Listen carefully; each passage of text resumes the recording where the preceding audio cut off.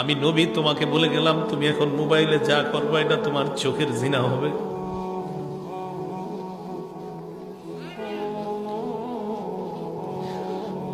অনেক মানুষ প্রতিদিন এই গুনাহে লিপ্ত হয়, চোখের জিনা করে।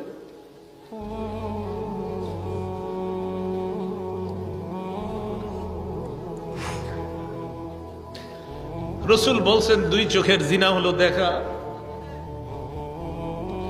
নাটক সিনেমা দেখেন না, আপনার জীবন যৌবন সব নষ্ট করে দিচ্ছে। হাদিসটা পড়ে রাসূল বলছে দুই চোখের জিনা হলো দেখা। ওয়াল উযুনান জিনাহুমা আল ইস্তিমা, দুই কানের জিনা হলো শ্রবণ করা। একটু বড় মোবাইলে আপনি ঘন্টার পর ঘন্টা যার সাথে কথা বলবেন, আপনার নবী বলছে ডাক দিয়ে উম্মত আমি নবী বলে গেলাম তুমি এখন মোবাইলে যা করবা এটা তোমার কানের জিনা হবে। ওয়াল লিসান জিনাহু আল কালাম, আল্লাহ নবী বলেন জিহ্বার জিনা হলো কথা বলা। ঘন্টার পর ঘন্টা কার সাথে আপনি কথা বলছেন, নবী বলেন এটা জিহ্বার জিনা। ওয়াল ইয়াদ জিনাহা আল বাত, হাতের জিনা হলো স্পর্শ করা।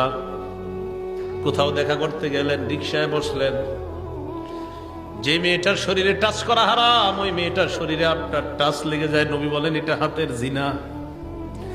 ওয়ার রিজ জিনাহা আল খুতা,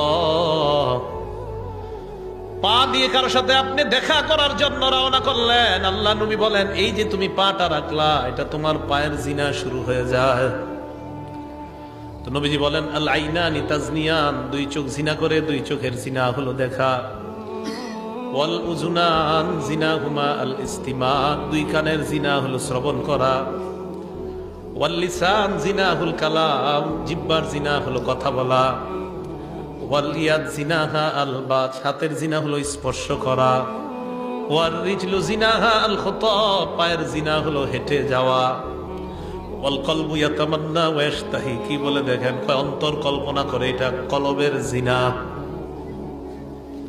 আপনি কল্পনা করছেন না জানি দেখতে কেমন, এটা কলবের জিনা। আপনার জীবনের অনেক দাম, আপনাদের জীবনের আমাদের জীবনটার অনেক দাম, আমাদের এই জীবনের অনেক দাম, এটা নষ্ট করে দিয়েন না।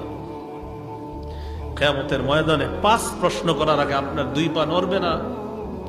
দ্বিতীয় প্রশ্নটাই হবে তুমি যৌবন কোন কাজে কাটাইছো। দ্বিতীয় প্রশ্নটা যৌবন কোন কাজে কাটাইছো। দ্বিতীয় প্রশ্ন যৌবন কোন কাজে কাটাইছো। দ্বিতীয় প্রশ্ন যৌবন কোন কাজে কাটাইছো। দ্বিতীয় প্রশ্ন যৌবন তুমি কোন কাজে কাটাইছো, এটা দ্বিতীয় প্রশ্ন।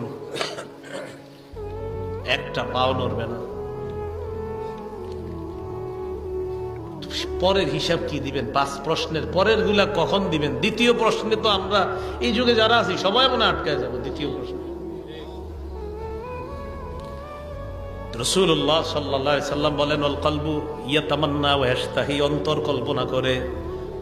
ওয়াল ফারজু ইউসাদ্দিকু যালিকা আও ইউকাযযিবু, লজ্জাস্থান এটাকে বাস্তবায়ন করে। নাউযুবিল্লাহ, লজ্জাস্থান এক পর্যায়ে বাস্তব জিনায় লিপ্ত হয়ে যায়। আল্লাহ আমাদের সকলকে হেফাজত করেন।